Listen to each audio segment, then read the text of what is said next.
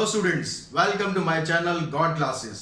तो आज के इस वीडियो में हम करने वाले हैं ज्योमेट्रिक मीन के बारे में। तो अगर आपने मेरे पिछले लेक्चर्स देखे होंगे जहां पर हमने ज्योमेट्रिक प्रोग्रेशन आपको समझाया था, उस ज्योमेट्रिक प्रोग्रेशन को समझाने के लिए मैंने आपको एपी से जीपी में लेकर गया था। जो वो ट्रांजिशन जो किया था वो आपका स्मूथ करने की कोशिश की थी, क्योंकि जब एक चीज आपको पता होती है उस चीज को समझते हुए जब आप नेक्स्ट चीज में जाते हैं तो वो ट्रांजिशन जो होता है वो स्मूथ हो जाता है। तो आज भी मैं ऐसा ही करने वाला हूं। जो ज्योमेट्रिक मीन है उसको मैं अर्थमेटिक मीन से आपको ज्योमेट्रिक मीन में लेके जाने वाला हूं, ताकि आप उसको दोनों को कोरिलेट कर सकें और आसानी से समझ सकें। तो स्टार्ट करते हैं अपनी आज की क्लास। तो अर्थमेटिक मीन में आपको बताया था मैंने कि हमारे पास कोई दो नंबर अगर होते हैं ए और बी, तो उसके बीच में आप एक ऐसी वैल्यू इंसर्ट कर सकते हैं जिससे वो पूरा सीक्वेंस एक एपी सीक्वेंस बन जाए। जैसे आपके पास यहाँ पर ए और बी दो नंबर थे, हमने यहाँ पर ए इंसर्ट किया जिससे ये पूरा सीक्वेंस क्या बन गया, ए बी में कन्वर्ट हो गया। सेम ऐसे ही हम यहाँ पर कर सकते हैं। आपके पास दो नंबर हैं ए और बी, अगर इसके बीच में मैं कोई एक ऐसी वैल्यू डाल दूं जिससे कि ये सीक्वेंस एक जीपी सीक्वेंस बन जाए, तो वो नंबर क्या होगा उसको हम यहाँ पर मान लेते हैं ज्योमेट्रिक मीन, क्योंकि ज्योमेट्रिक मीन मतलब जी से हम उसको मान लेते हैं। ज्योमेट्रिक मीन को हम जी से डिनोट करेंगे। तो अब यहाँ पर ये जो नंबर इंसर्ट किया है, इस नंबर की वजह से ये जो सीक्वेंस बनेगा आपको, ये एक बन जाएगा जीपी। अब जीपी जो हमने करी थी उसमें आपको ये चीज समझ में आ गई कि अगर तीन नंबर जीपी में होते हैं तो उनकी कॉमन रेशो बराबर होती है। तो यहां से अगर आप कॉमन रेशो निकालें, G upon A equals to B upon G, दोनों कॉमन रेशो हो गई। पहले इन दोनों से निकाली, फिर इन दोनों से निकाली, और दोनों आपस में बराबर होंगी। तो यहां से आप इसको क्रॉस मल्टीप्लाई करेंगे तो ये बन जाएगा आपके पास G square equals to A B. यानी यहां से आप जी की वैल्यू निकालेंगे तो जी आ गया square root of A B. यानी किसी भी दो नंबर के बीच में जो स्क्वायर रूट होता है उन दोनों के प्रोडक्ट का स्क्वायर रूट करेंगे तो आपके पास क्या आ जाएगा, उसका ज्योमेट्रिक मीन आ जाएगा। तो geometric mean of between two numbers A and B is square root of A into में बी। तो जैसे हमने अर्थमेटिक मीन निकाला था उसी तरीके से हमने यहाँ पर ज्योमेट्रिक मीन निकाल लिया।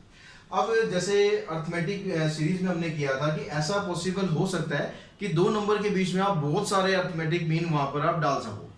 तो वो पॉसिबिलिटी यहाँ पर भी हो सकती है कि आपके पास दो नंबर है, उसके बीच में आप कई सारे ज्योमेट्रिक मीन यहाँ पर इंसर्ट कर सकते हैं। कैसे इंसर्ट करेंगे, जैसे आपके पास यहाँ पर ए है, यहाँ पर बी है। अब मैंने इसके बीच में कई सारे ज्योमेट्रिक मीन इंसर्ट करने हैं, तो वैसे इंसर्ट करना आपको पहला यहाँ रख दिया हमने G1, G2, G3 up to Gn। तो इस तरह बहुत सारे आप इसमें ज्योमेट्रिक मीन इंसर्ट कर सकते हैं। अब ज्योमेट्रिक मीन इंसर्ट हमने करे तो इनकी वैल्यू क्या होगी, इसमें भी आपको ध्यान होगा। हमने अरिथमेटिक मीन में भी सबकी वैल्यू निकाली थी, यहाँ पर मैं आपको सबकी वैल्यू निकालना समझा रहा हूँ। तो यहाँ पर सबसे पहले आप देखोगे यहाँ पर नंबर ऑफ टर्म्स कितनी बन गई। अगर नंबर ऑफ टर्म्स की बात करेंगे तो n हमने ज्योमेट्रिक मीन इसमें इंसर्ट करे हैं और दो नंबर आपके पास ऑलरेडी है, तो n प्लस 2। तो टोटल नंबर ऑफ टर्म्स क्या आ गई, n प्लस 2। तो यहाँ पर जो b आपकी जो टर्म है ये कौन से नंबर पे आ रही है, a n प्लस 2 नंबर पे आ रही है, और इसकी वैल्यू क्या आपके पास b। अब जो जीपी में हम जो nth टर्म का फार्मूला होता है उस फार्मूले को अगर फॉलो करें उसमें क्या होता है, a इंटू में r raise to power n minus 1। अब यहाँ पर n की जगह क्या है, n प्लस 2, तो n प्लस 2 माइनस 1। तो यहाँ से आपके पास आ गया a r raise to power n plus 1 equals to में b। अब यहाँ से आपको r की वैल्यू फाइंड करनी है, तो r की वैल्यू फाइंड करने के पहले आप a को इधर शिफ्ट करेंगे, तो r की वैल्यू आपके पास क्या आ गई, r raise to power n plus 1 equals to b upon a। That means r की वैल्यू हुई b अपॉन a। जब इस पावर को आप उस साइड शिफ्ट करते हैं तो पावर क्या हो जाती है, उसका रेसिप्रोकल हो जाता है 1 अपॉन में n प्लस 1। तो ये आपके पास r की वैल्यू आ गई। अब r की वैल्यू आ गई, अब हम एक एक करके G1, G2, Gn सब की वैल्यू निकाल सकते हैं। कैसे निकालेंगे, यहाँ तक आप अच्छी तरह समझ लें, स्क्रीनशॉट लेना स्क्रीनशॉट ले लें। उसके बाद देखें, अब मेरे को यहाँ पर G1, G2 up to Gn इन सब की वैल्यू फाइंड करनी है। r की वैल्यू मेरे पास क्या आई है, r की वैल्यू आई है b अपॉन में a raise to power 1 upon n plus 1। अब जो नंबर हमने देखो इसमें इंसर्ट करे थे a और b के बीच में, हमने क्या किया, G1, G2 इस तरह से Gn नंबर इंसर्ट करे। जो नंबर हमने यहाँ पर इंसर्ट करा है G1, वो एक्चुअली में क्या है, इस सीरीज पर सेकंड नंबर पे आ रहा है। जो नंबर आपने पहला इंसर्ट किया वो एक्चुअली में सीरीज में तो दूसरे नंबर पर ही आएगा ना, तो यानी ये क्या वैल्यू है, G1 जो है वो क्या है, वो A2 है। ठीक है, हमारे सीक्वेंस के हिसाब से A2 है। तो A2 का फार्मूला क्या होता है, AR की पावर 1 हो जाएगी। अब A की वैल्यू तो आपके पास है ही A, R की वैल्यू क्या आ गई, B अपॉन में A raise to power 1 upon n+1। तो ये आ गया आपके पास G1। ऐसे अगर आप G2 की वैल्यू निकालते हैं तो G2 की वैल्यू क्या आ जाएगी, AR²। तो यहाँ आ जाएगा A अपॉन में B upon A raise to power 2 upon में n+1, क्योंकि यहाँ स्क्वायर हो रहा है तो 2 आ जाएगा। इसी तरीके से आप एक एक करके अगर सबकी वैल्यू निकालते जाएं, Gn तक की अगर आप वैल्यू निकालेंगे तो यहाँ पर आ जाएगा, अब Gn जो होगा यहाँ पर ARn के बराबर होगा, यानी A इंटू में B अपॉन A की पावर n अपॉन में n+1। तो जैसे हमने यहाँ पर An की वैल्यू फाइंड करी थी उसी तरीके से आप यहाँ पर Gn की वैल्यू फाइंड कर सकते हैं। अब दूसरी बात आती है कि यहाँ पर जितने भी टर्म्स हैं जो हमने ज्योमेट्रिक मीन इसमें इंसर्ट करे हैं, उन सब का अगर आप प्रोडक्ट करेंगे तो क्या होगा। तो देखिए, अब हमने Gn तक की तो वैल्यू निकाल ली। अब Gn तक की वैल्यू निकालने के बाद जैसे हमने यहाँ पर जितने भी अर्थमेटिक मीन थे उन सब का सम फाइंड किया था, क्या होता है, ऐसे ही आप यहाँ पर जितने भी ज्योमेट्रिक मीन है उन सब का प्रोडक्ट फाइंड कर सकते हैं। तो कैसे फाइंड करेंगे, देखो, तो पहला ज्योमेट्रिक मीन था हमारे पास G1, उसके बाद G2, G3 up to Gn, इन सब का आपको प्रोडक्ट फाइंड करना है। तो G1 की जो वैल्यू आई थी, G1 की वैल्यू क्या थी, A इंटू में B अपॉन A की पावर 1 अपॉन n+1। फिर G2 की वैल्यू A इंटू में B अपॉन A की पावर 2 अपॉन में n+1। ऐसे कर करके आप लास्ट तक चलेंगे अगर, तो A इंटू में B अपॉन A की पावर ये थी n अपॉन में n+1। अब मल्टीप्लिकेशन में क्या होता है, अगर जितने भी नंबर आपको उसमें दिए हुए हैं उन सबका अगर बेस सेम है तो पावर क्या होती है, उसमें ऐड हो जाती है। तो यहाँ पर देखो ऐड करते हैं हम, यहाँ पर A की पावर 1 है, इधर भी A की पावर 1 है, इधर भी A की पावर 1 है। अब ये 1 1 कितनी बार हुआ, ये n टाइम्स तक हो गया। अब दूसरा जो नंबर है यहाँ पर B अपॉन A है, इसकी पावर क्या है यहाँ पर 1 अपॉन n+1, 2 अपॉन n+1। इसी तरीके से आप इसको बढ़ाते रहोगे तो n अपॉन n+1 तक आ गया। अब यहाँ पर जो 1 1 1 1 कितनी बार है, यहाँ पर n टाइम्स है। अगर 1 को मैं 10 बार लिखूंगा तो सम क्या आ जाएगा, उसका 10 आ जाएगा। 1 को 20 बार लिखूंगा तो सम क्या आ जाएगा, 20 आ जाएगा। ऐसे अगर 1 को मैंने n बार लिखा तो इसका सम आ गया n। अब यहाँ पर देखो, अब B अपॉन A की जो पावर है इसमें से अगर आप 1 अपॉन n+1 को कॉमन निकाल दो तो अब क्या बचा आपके पास, यहाँ पर बचेगा 1 2 3 अप टू n तक बच गया। अब ये जो अंदर आ रहा है इसके ब्रैकेट के अंदर, ये बन गई आपकी एक AP सीरीज। तो AP सीरीज में आप यहाँ पर सम ऑफ n टर्म्स का फार्मूला लगा सकते हो, या इस तरह की जो सीरीज होती है उसमें आप डायरेक्ट फार्मूला भी एक अप्लाई कर सकते हो। डायरेक्ट फार्मूला क्या होता है, ये ऐसे 1 2 3 अप टू, मतलब एक एक का डिफरेंस होना चाहिए। उसमें आपको क्या करना है, तो लास्ट वाली टर्म है वो लेनी है, उससे नेक्स्ट टर्म लेनी है, डिवाइडेड बाय 2 कर देना। तो आप इस फार्मूले को याद भी रख सकते हो। ऐसे 1 2 3 अप टू मान लो 100 आ गया, उन सब का सम निकालना है तो आपको क्या हो जाएगा, लास्ट टर्म क्या हुई 100 इनटू में उससे अगली टर्म 101 डिवाइडेड बाय 2। उसको आप सिंप्लीफाई करोगे तो 1 से लेकर 100 तक का सम निकल जाएगा। अब यहाँ पर देखा आप n+1 से n+1 कैंसिल हो गया। अब यहाँ पर क्या है, A की पावर तो आपके पास n हो गई, B की पावर n/2 हो गई, और जो नीचे A आ रहा है इसकी पावर भी n/2 हो गई।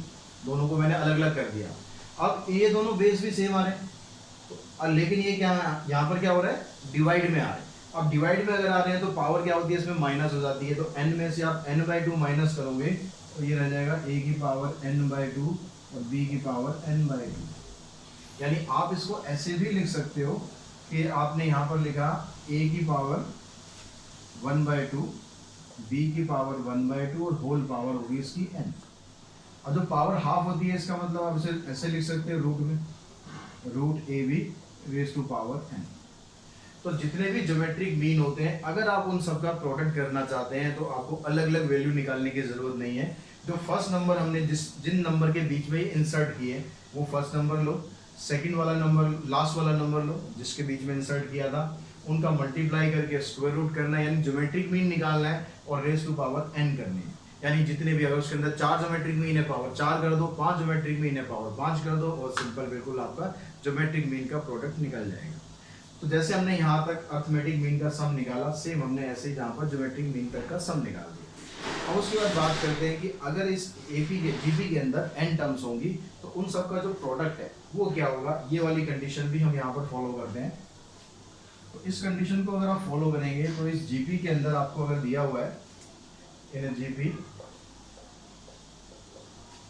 कंसिस्ट ऑफ n टर्म्स, अगर जीपी के अंदर आपको n टर्म्स दिए तो उसका जो Sn होगा, उनका जो सम होगा, यहाँ पर आप सम नहीं लेंगे, यहाँ पर प्रोडक्ट लेंगे, प्रोडक्ट ऑफ n टर्म्स। तो उन सब का जो प्रोडक्ट होगा वो क्या हो गया, product of n terms equals to में middle term raise to power n। ठीक है, इफ n इज ऑड, यहाँ पर एक कंडीशन जरूर याद रखना, अगर n ऑड दे रखा है आपको तो जितने भी प्रोडक्ट होगा, उन जितनी भी n टर्म्स होगी उन सब का अगर प्रोडक्ट आप निकालोगे तो उसमें सिंपल क्या करना है, आपको जो मिडिल टर्म है बस वो यूज करनी है, मिडिल टर्म की पावर आपको n करनी है। सपोज आपके पास मान लो 11 टर्म्स है तो उसकी मिडिल टर्म कौन सी हो जाएगी, 6th टर्म होगी। तो 6th टर्म की जो वैल्यू है वो आपको यहाँ पर लिखनी है और यहाँ पावर उसकी लगा देनी है। कितनी टर्म्स थी यहाँ पर, 11 टर्म्स थी, तो उसकी पावर आ जाएगी आपके पास 11। ये आपका आंसर हो जाएगा। लेकिन अगर यहाँ पर आपके पास n इवन दे रखा हो तो क्या करना है, प्रोडक्ट ऑफ n टर्म्स। अब यहाँ पर जब आप इवन टर्म्स होंगी, इवन टर्म्स में क्या होता है, कोई एक मिडिल टर्म नहीं निकलती, कोई एक मिडिल टर्म नहीं निकलती, यानी वहां पर दो मिडिल टर्म निकलेंगी। उस दो मिडिल टर्म का आपको क्या करना है, ज्योमेट्रिक मीन फाइंड कर देना है, geometric mean of two middle term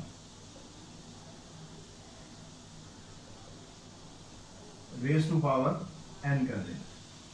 यानी जो मिडिल टर्म दे रखी होंगी आपको दो, उन दोनों का ज्योमेट्रिक मीन निकालना है। ज्योमेट्रिक मीन निकालने के बाद उसकी होल पावर n कर देनी है, तो उससे आपके पास इन सब का प्रोडक्ट भी आ जाएगा। यहाँ तक आपको बात समझ में आ गई सारी। यहाँ पर केस कौन सा बनेगा, इफ n इज इवन। तो जो जो काम हमने अर्थमेटिक मीन में किए थे वो सारे काम मैंने आपको यहाँ पर ज्योमेट्रिक मीन में भी समझा दिए, ताकि आप दोनों को कोरिलेट कर सको और दोनों को इजीली याद भी रख सको। तो अब तक हमने अर्थमेटिक मीन और ज्योमेट्रिक मीन के बारे में काफी कुछ डिस्कस कर लिया, काफी कुछ समझ लिया। तो अब हम ये और समझते हैं कि भाई इन दोनों के बीच में आपस में क्या रिलेशन है। जो हम बार बार arithmetic mean geometric mean use कर रहे हैं उसमें एक्चुअली में रिलेशन क्या है आपस में। तो यहाँ पर देखो, अर्थमेटिक मीन जो होता है आपका ये हो गया a plus B upon 2, geometric mean हो गया रूट ए बी। तो हम यहाँ पर क्या करते हैं, मैं यहाँ पर अर्थमेटिक मीन को a से डिनोट कर रहा हूँ, ज्योमेट्रिक मीन को सिर्फ g से डिनोट कर रहा हूँ, क्योंकि हमें इसको सॉल्व करना है। अब सॉल्व करते हैं तो हम क्या करते हैं, a माइनस जी की वैल्यू फाइंड करके देखते हैं क्या। तो a माइनस जी का मतलब हो गया a की वैल्यू तो ये आ गई a प्लस बी अपॉन में 2 और माइनस में ये आ गया रूट ए बी। अब इसको आप सिंप्लीफाई करेंगे एलसीएम लेके, ये आ गया a plus B minus 2 root A B. अब ऊपर जो आपके पास ये टर्म बन रही है a plus B minus 2 root A B, इसको अगर मैं इक्वेशन उसमें लिखूं, क्वाड्रेटिक आइडेंटिटी लगाऊंगा कोई, तो आइडेंटिटी लगाने पर ये क्या बनेगा, रूट ए प्लस रूट बी का होल स्क्वायर, सॉरी माइनस का बनेगा डिवाइडेड बाय 2। ठीक है, अगर आप इसका स्क्वायर एक्सपेंड करेंगे तो रूट ए का स्क्वायर a हो गया, रूट बी का स्क्वायर b हो गया, फिर माइनस 2ab अप्लाई करेंगे तो ये आ जाएगा। तो ये हमारे पास किसकी वैल्यू आ गई, a माइनस जी की वैल्यू आ गई। अब यहाँ पर आप देखो कि ये क्योंकि स्क्वायर में आ गया है, अगर कोई टर्म स्क्वायर में आ जाए, जैसे मान लो मैं अगर लिख रहा हूँ यहाँ पर एक्स स्क्वायर, ठीक है, अगर x की जगह मैं कुछ भी वैल्यू पुट करूं, कुछ भी मतलब कोई भी रियल नंबर पुट करूं, चाहे नेगेटिव पुट करूं चाहे पॉजिटिव पुट करूं, अगर मैं यहाँ पर मान लो पुट कर देता हूँ 5 तो उसका स्क्वायर प्लस 25 आएगा। अगर मैं पुट कर देता हूँ -5 तो इसका स्क्वायर 25 आएगा। यानी आप इसमें कुछ भी वैल्यू पुट करो तो या तो इसका आंसर पॉजिटिव आना है, या फिर और क्या कंडीशन हो सकती है, अगर मैं यहाँ पर 0 पुट कर दूं तो आंसर 0 आएगा ना, 0 का स्क्वायर तो 0 रहेगा। मतलब ओवरऑल हमें इससे ये पता लगा कि अगर किसी भी नंबर का आप स्क्वायर करते हो तो उसकी जो वैल्यू है वो हमेशा क्या आएगी, ग्रेटर देन और इक्वल्स टू 0 के बराबर ही आएगी। यानी ये जो पूरा हिस्सा है इसको अगर मैं सॉल्व करूं, इसको मैं सिंप्लीफाई करूं, a की जगह कुछ भी वैल्यू हो, b की जगह कुछ भी वैल्यू हो, उसको सिंप्लीफाई करने पर क्या होगा, या तो उसकी वैल्यू 0 के बराबर होगी या उसकी वैल्यू 0 से बड़ी होगी। तो इससे आपके पास कंक्लूजन क्या आया कि जो a माइनस जी की वैल्यू है वो ग्रेटर देन और इक्वल्स टू 0 हो गई। इस माइनस जी को उधर शिफ्ट कर दो तो आ गया a ग्रेटर देन और इक्वल्स टू g, यानी arithmetic mean is always greater than और equals to geometric mean. Arithmetic mean हमेशा बड़ा रहेगा या फिर बराबर रहेगा ज्योमेट्रिक मीन से, छोटा कभी भी नहीं हो सकता। तो इस तरह इन दोनों के बीच में ये रिलेशन होता है। तो हमने ज्योमेट्रिक मीन और इसका रिलेशन भी समझ लिया, हमने ज्योमेट्रिक मीन के बारे में भी काफ़ी कुछ कर लिया। कुछ क्वेश्चंस कर लेते हैं, कुछ एग्जांपल्स कर लेते हैं ताकि आपको और अच्छी तरह क्लियर हो जाए। तो अभी स्टार्टिंग में बच्चों कुछ सिंपल से क्वेश्चन लेते हैं ताकि आप इसको अच्छी तरह समझ सके, फिर उसके बाद नेक्स्ट पार्ट में कुछ और कॉम्प्लिकेटेड क्वेश्चंस लेंगे। तो यहाँ पर पहला क्वेश्चन आपको दिया गया था, insert 3 geometric mean between 1 and 256। 1 और 256 के बीच में आपको 3 ज्योमेट्रिक मीन इंसर्ट करना है। उन तीनों की आपको वैल्यू फाइंड करनी है। तो अगर आप इसका सोल्यूशन करते हैं, क्योंकि ये कह रहा है कि 1 और 256 इसके बीच में 3 ज्योमेट्रिक मीन आपको इंसर्ट करने हैं। एक हम मान लेते हैं G1, दूसरा G2, तीसरा हो गया G3। इन तीनों की वैल्यू फाइंड करने के लिए आपको यहाँ पर R की वैल्यू फाइंड करनी पड़ेगी, क्योंकि A की वैल्यू तो आपके पास है ही। R की वैल्यू कैसे फाइंड करेंगे? जो लास्ट वाली टर्म है इसको यूज करेंगे। अब 3 नंबर आप इंसर्ट कर रहे हैं और 2 नंबर हमारे पास ऑलरेडी है, तो टोटल कितने हो गए? 5 नंबर हो गए। यानी ये जो टर्म आएगी आपकी, ये 5th नंबर की टर्म है 256। तो यहाँ से आप फार्मूला यूज करें AR raise to power 4 256। A की वैल्यू पुट करेंगे 1, R की पावर 4। ये जो 256 है इसको भी कुछ ऐसे हम करेंगे इसकी पावर भी 4 आ जाए। तो देखो 4 की पावर अगर आप 4 लिखोगे तो 256 ही आएगा।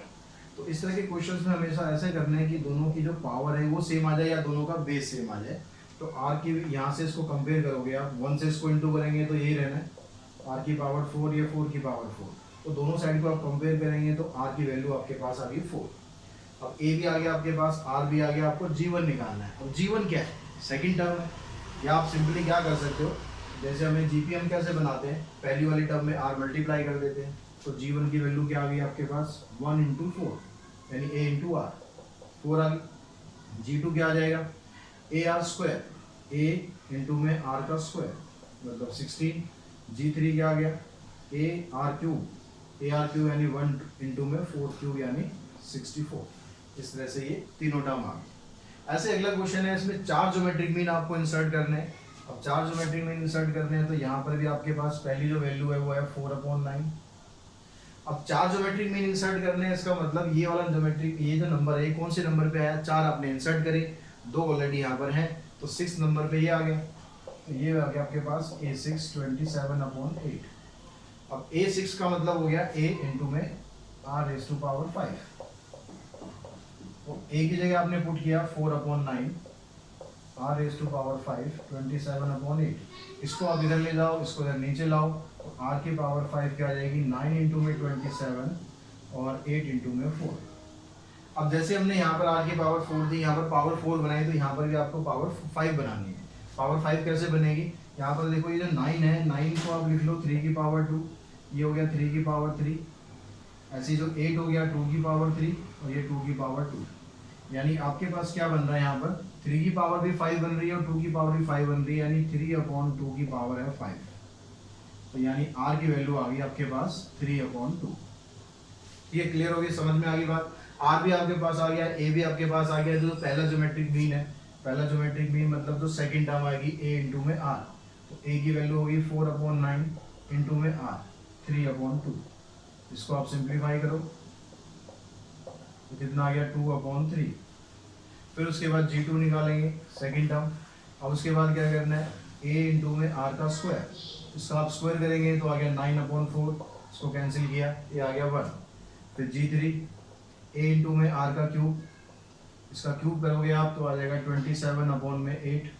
इसको आपने कैंसिल किया, इसको आपने कैंसिल किया, तो ये आ गया 3/2। फिर आपने G4 निकालना है, ये आ जाएगा A इंटू में R की पावर 4। R की पावर 4 करेंगे यानी 3 की पावर 4 करेंगे तो आ गया 81, ये आ गया 16। यहाँ पर 9 आ गया, यहाँ पर 4 आ गया, यानी आंसर आ गया आपका 9/4। तो इस तरह से आप यहाँ पर 4 ज्योमेट्रिक मीन बड़े इजीली निकाल सकते हैं। नेक्स्ट क्वेश्चन पे चलते हैं। नेक्स्ट क्वेश्चन में आपको क्या दिया हुआ है? तो बच्चों नेक्स्ट क्वेश्चन में आपको यहाँ पर दिया हुआ है the fourth term of a GP is 2, then what is the product of first 7 term. Fourth term आपको दी हुई है और पहली जो 7 टर्म्स है उनका आपको प्रोडक्ट फाइंड करना है। तो ये अभी हमने पीछे किया था कि अगर आपको कोई एन टर्म्स दे रखी है और जो उनके आपको प्रोडक्ट फाइंड करना है, तो उसके लिए फार्मूला क्या था, प्रोडक्ट ऑफ एन टर्म्स। इसके लिए फार्मूला था आपके पास middle term raise to power N, middle term raise to power N if N is odd. तो यहाँ पर चेक करते हैं एन यहाँ पर ऑड है या नहीं है। एन कितना है यहाँ पर देखो, फर्स्ट 7 टर्म का सम आपसे पूछ रहा है, तो 7 टर्म्स का सम क्या आ जाएगा, प्रोडक्ट ऑफ फर्स्ट 7 टर्म्स